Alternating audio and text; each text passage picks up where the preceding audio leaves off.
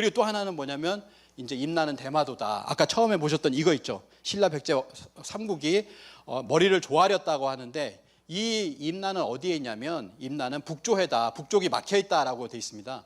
바다로 막혀 있다. 분명히 일본서에도 이렇게 되어 있기 때문에 이것은 뭐냐면 어디냐면 대마도입니다. 그래서 환단고기 고구려 국본기에 보면 임나는 대마도 전체를 가리키는 이름이다. 처음에는 북서부 하나였는데 나중에 대마도 전체가 되었다라고 합니다. 그래서 원래 대마도는 삼한이 나누어서 다스렸어요. 이 삼한이 뭐냐면은 이렇게 보시면 되죠. 고구려 백제 신라가 나누어서 다스렸습니다. 신라가 좌호가라, 고구려가 인이가라, 백제가 계지가라로 나누어서 다스렸다라고 하는 내용이 환단고기에 보면 나옵니다. 근데 놀라운 것은 뭐냐면 좌호, 인이, 계지라고 하는 것이 이렇게 나와요. 좌호미.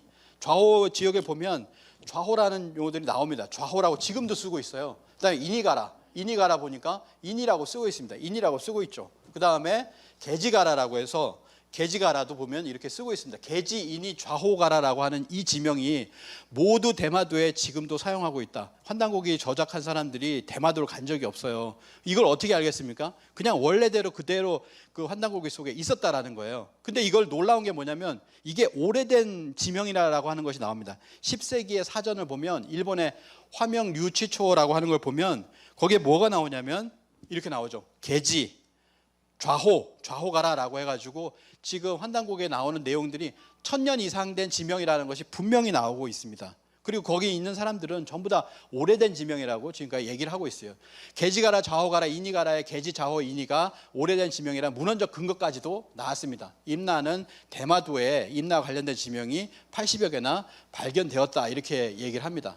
자, 마무리를 하면 가야 고분군을 지금 세계 문화유산으로 등재를 하고 있는데 7개를 등재를 하고 있죠. 잘 보시면은 7개를 등재를 하고 있는데 우리가 지금식으로 지자체나 학계나 남가라라든지 아라가야를 갖다가 알라가야라든지 비화가야를 비자발이라든지 다라국 완전히 잘못됐죠. 그냥 합천가야라고 하면 돼요. 합천가야라고 해서 등재하면 됩니다. 다라국이라는 이름을 버려야 돼요. 그리고 남원은 김운국이라고 하는데 임나 사현에 대한 지명입니다. 김운국이라고 하면 안 된다라고 하는 것이죠. 그러면 뭐냐면 임나일본부를 부활시키는 것이다 라고 하는 겁니다. 지금 여기도 보면 사천이 사해대전, 그리고 여기 보면 한반도 남부는 가장 일제의 피해를 많이 입은 곳이잖아요. 아까 보셨던 코를 뜯어가고 20만 명이나 그렇게 피해를 봤던 곳인데 여기가 다시 임나일본부를 갖다가 부활시키고 있다라고 하는 거죠. 여기 국민들이 아니라 국민들이 알지 못하게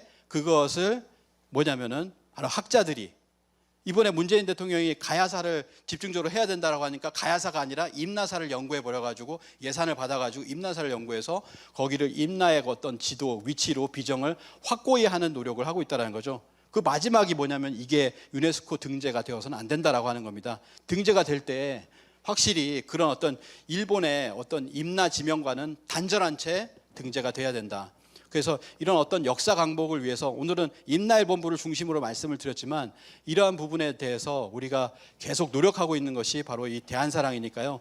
대한사랑과 함께해서 역사 강복군으로서 이 한반도 남부에서 완전히 임나일본부를 망령을 갖다가 벗어냈으면 좋겠다라는 생각이 들고요. 그것보다 더 큰 어떤 미래를 위한 우리 홍익인간 정신이 담겨 있는 것이 환단고기니까 같이 이렇게 공부를 해봤으면 좋겠습니다. 예, 감사합니다.